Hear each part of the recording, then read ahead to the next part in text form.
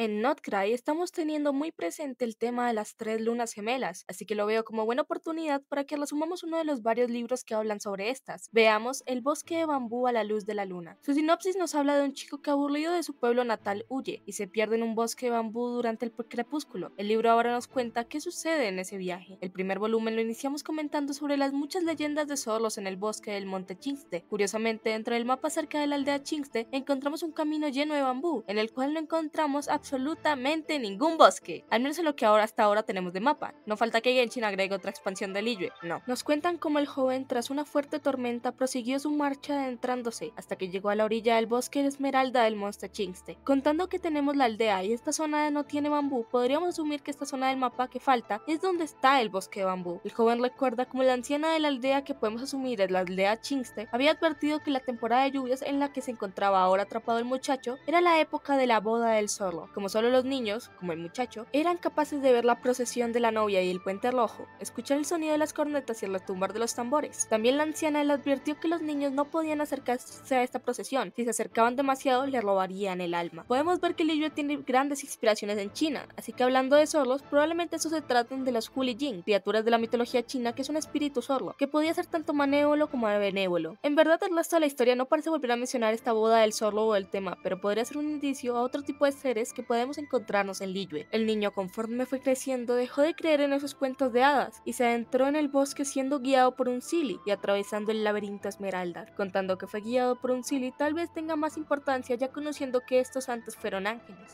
El muchacho estaba decepcionado ya que los zorros no aparecieron, eran astutos, no iban a aparecer frente a viajeros. Nos vuelven a mencionar a la anciana de la aldea, la que le dio las advertencias. Nos comentan que en el pasado, donde ahora estaba el bosque, fue una nación conquistada por el gran arconte Geo, Morax, o a quien conocemos como Chongli. Ya mencionándolo como una nación conquistada, podríamos decir que si algún día revelan una zona del mapa con este bosque, podría incluir alguna civilización vieja que aún no hayamos conocido. Nos comentan como unos herboristas que habían ido a la aldea traían noticias del rito del descenso, el que nosotros presenciamos por última vez durante la misión de Arconte. El joven se pregunta si acaso la naturaleza inalterable y el envejecimiento de su gente es bendición propia del arconte Geo, pero solo podría encontrar las respuestas más allá de la aldea en ese bosque. Pero se extravió.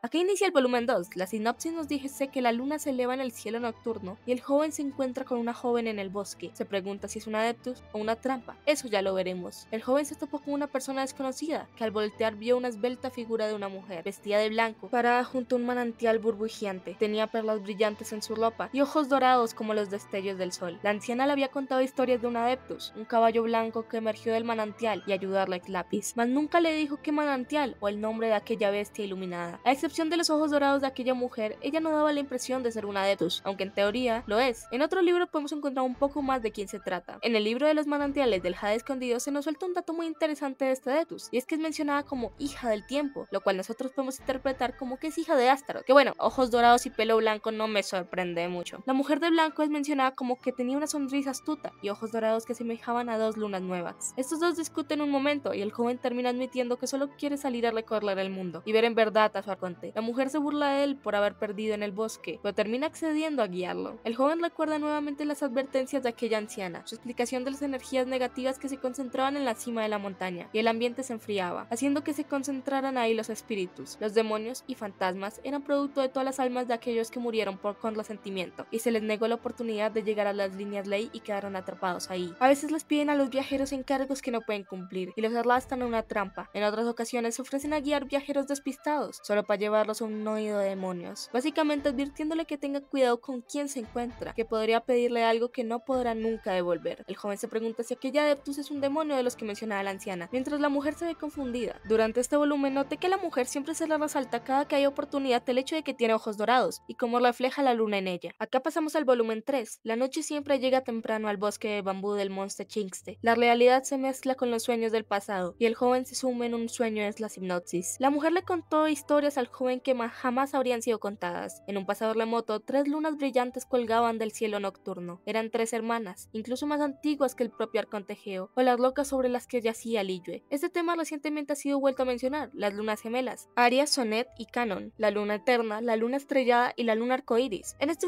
volumen nos cuentan más sobre ellas. Las lunas eran hijas de la poesía y del canto, reinas de la noche. Nos cuentan cómo solían recorrer la bóveda celeste en una carroza de plata, bastante similar a lo que vemos en el livestream con Sibei. Así, cada 10 días una de ellas sucedía al trono a la siguiente, bastante acorde con el ciclo lunar real, completando 30 días cada una, hasta que ocurrió un desastre. Las tres lunas amaban a la misma persona, la constelación del Alba. Ahora, ¿quién es la constelación del Alba? No se nos deja claro, pero hay alguien que tiene un nombre muy parecido, mencionado recientemente en Letanias del lejano norte, la diosa de la estrella del alba, que es conocida por ser el primer ángel, Koitar. ¿Será el mismo? La mujer le cuenta al joven cómo los lobos también son hijos de la luna, que es por eso que cada luna llena aúllan lamentando el destino de su madre. El joven piensa como nunca habían contado esa historia, ni la anciana de su aldea le habría contado tal leyenda. Esta es una historia que nunca ocurrió y fue olvidada por los hombres mucho tiempo atrás, dice la mujer. Las historias traídas por el viento se convierten en leyendas con el paso del tiempo, como dicen. Esta línea podría implicar que la historia se perdió con el pasar del tiempo, quedando solo la mujer de testigo, una historia pasada boca a boca. Los recuerdos lotos se convierten en historias. Esa noche el joven soñó con ese cielo estrellado, las tres lunas y su carroza en el Palacio de las Estrellas. El cuarto volumen presume el final de la historia, el aclarar del día la luz llegando al bosque de bambú lleno de historias de zorros y demonios. La mujer se llevó al joven guiándolo a la salida del bosque. El joven preguntó por su nombre, deseando escuchar más historias, mas la misteriosa mujer solo se volteó y sonrió, sin decir más palabra. Al final sus caminos se separaron, el joven se volvió adulto y terminó yendo a Liyue, mientras la mujer se quedó recluida, lejos de la mirada del dios Geo, protegiendo aquellas historias olvidadas por el tiempo. Aún así, cuando los recuerdos volvieron a él, podía escucharle el hinchar de un caballo y su galopar. Al voltear su mirada no había nadie detrás de él, solo pelaje blanco en su hombro. Si no has adivinado de quién se trata, ahora sabemos que la mujer de esta historia se trata de Sibei, al próximo personaje lunar Geo que se nos presentará en el rito de la linterna. Esta es la primera historia en la que aparece, pero no es la única. Sabemos de ella hace mucho, ya veremos qué historia nos contará una vez que la conozcamos.